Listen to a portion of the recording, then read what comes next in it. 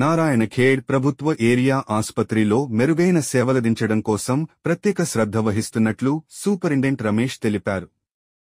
శనివారం ఆయన ఆసుపత్రిలోని వార్డులు తిరిగి పర్యవేక్షించారు. పేషెంట్లు అధిక సంఖ్యలో రావడం గమనించి అదనపు వార్డులు ఏర్పాటు చేస్తామన్నారు.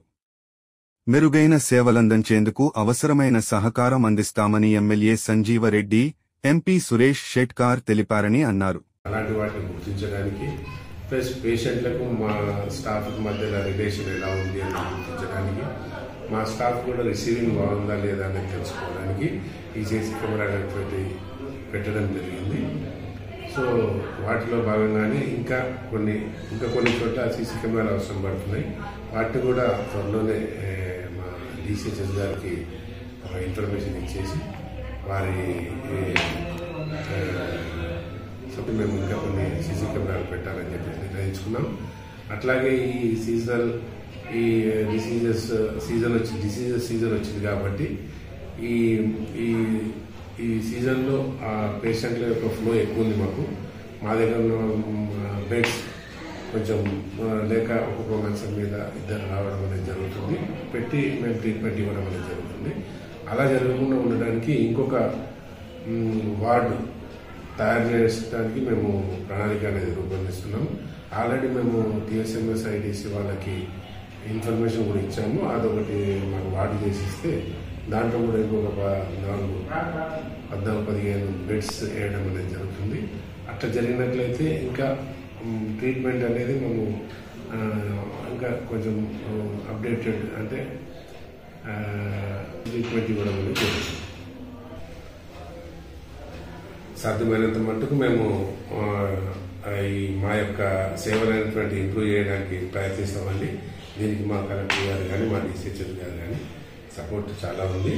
వారి సపోర్ట్తో మేము ఇంకా ఈ హాస్పిటల్ నారాయణఖేడ్ హాస్పిటల్ని అభివృద్ధి చేయాలని చెప్పేసి అనుకుంటున్నాము. దీనికి మా ఎమ్మెల్యే గారు కానీ ఎంపీ గారు కానీ చాలా ఉత్సాహంతో ఉన్నారు. వాళ్ళు మాకు ఏమన్నా ఫండ్స్ అవసరం ఉన్నా కానీ ఎంపీ గారు కానీ ఎమ్మెల్యే గారి ఫండ్స్లో నుంచి ఇస్తామని చెప్పేసి ఎమ్మెల్యే గారు కూడా చెప్పారు.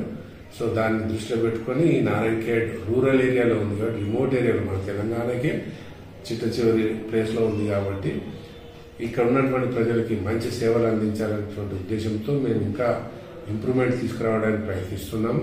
కాబట్టి దీన్ని మీరు దృష్టిలో పెట్టుకొని ఇక్కడ నారాయణఖేడ్ మరియు నారాయణఖేడ్ చుట్టుపక్కల ఉన్నటువంటి గ్రామాల ప్రజలకు మేము తెలియజేస్తుంది ఏంటంటే ఈ గవర్నమెంట్ హాస్పిటల్ యొక్క సేవల్ని వినియోగించుకోవాలని చెప్పేసి మీ అందరినీ కూడా మా తరఫు నుంచి కోరుకుంటున్నాను.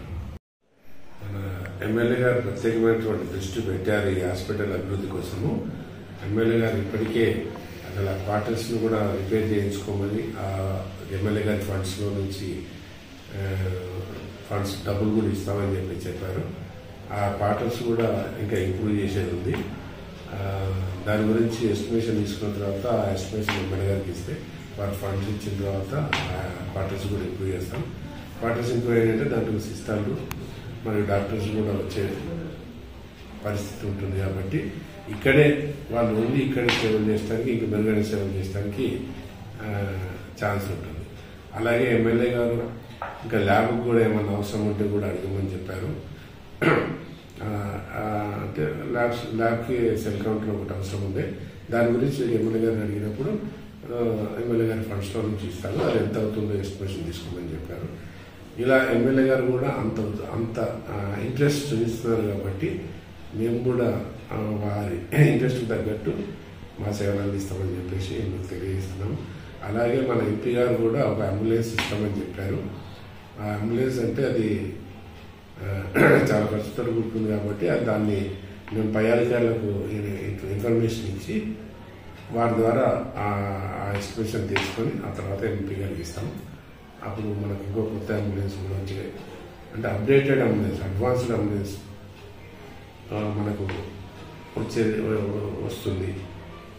సో దాన్ని కూడా మనం ఫ్యూచర్లో వినియోగించుకునేటటువంటి పరిస్థితులు నెలకొంటాయని మీ అందరూ తెలియజేస్తున్నాను. కాబట్టి ఇంత అభివృద్ధి చెందేటటువంటి ప్రణాళిక ఫ్యూచర్లో ఉంది. కాబట్టి నారాయణఖేడ్ చుట్టుపక్కల ఉన్నటువంటి గ్రామ ప్రజలందరికీ కూడా తెలియజేసేది ఏంటంటే మా యొక్క గవర్నమెంట్ హాస్పిటల్ సేవల్ని మీరు అందరూ కూడా గుర్తించి మీరందరూ కూడా వినియోగించుకోవాలని చెప్పేసి మీ అందరినీ కోరుకుంటున్నాను.